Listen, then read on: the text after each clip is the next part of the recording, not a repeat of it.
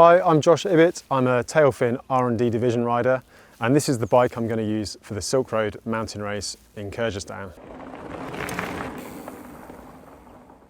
Now, I've actually used this bike already this year for the Highland Trail 550 race, but I've made some key changes to take on the Silk Road. Kyrgyzstan is quite a wild country, big mountains, a lot of high altitude.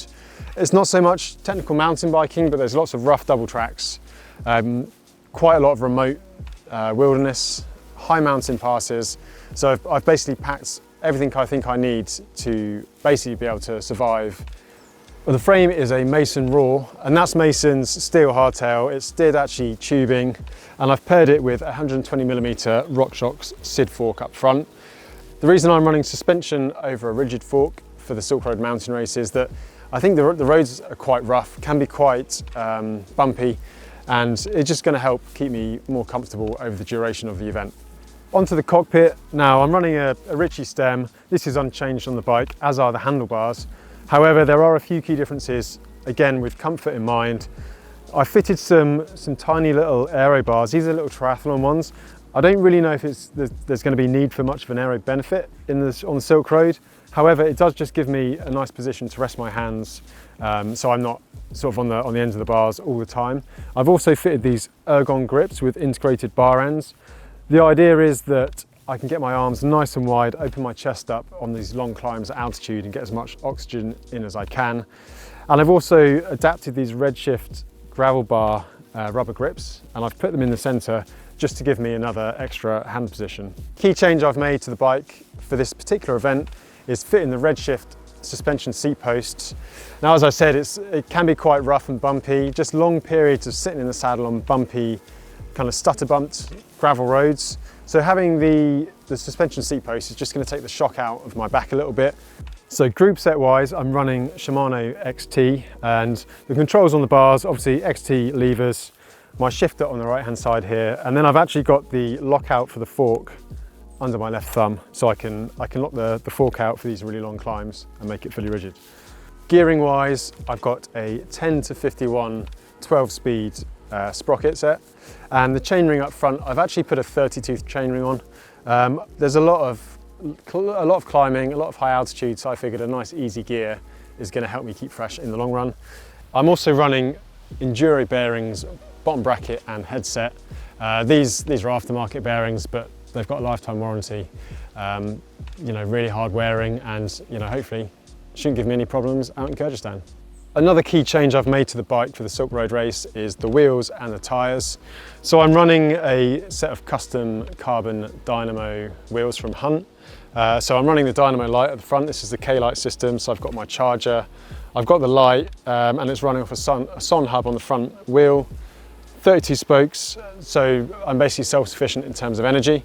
The reason for choosing a dynamo over, say, relying on battery packs to charge my GPS and power my lights is that Kyrgyzstan is really remote. I don't know when I'm going to be able to get access to power points. There's not much in the way of hotels to stay in, so I'm going to be camping out, and basically I want to have the confidence that I can charge my GPS, power my lights, and basically be self-sufficient for the duration of the race. I'm also running Rene Fleecer Ridge tyres. These are 55mm, that's 2-inch. They're kind of like a big gravel tyre, so it should be really fast and efficient on the tracks in Kyrgyzstan.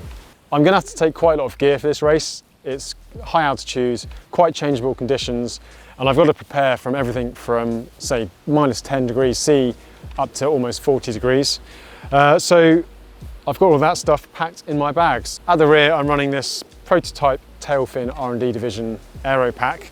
It's got extra pockets at the sides, and it's got rubber straps so I can really cinch down the bag and squash everything inside it. In the back here, I've got my sleeping setup.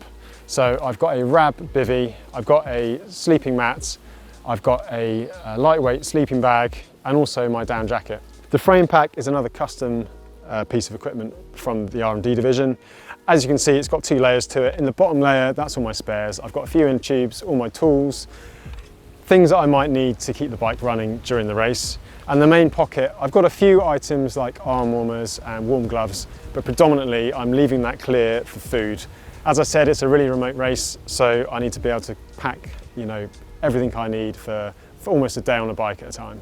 Up front, I'm running a prototype bar bag. At the moment, I'm testing and feeding back to Tailfin as part of their development progress.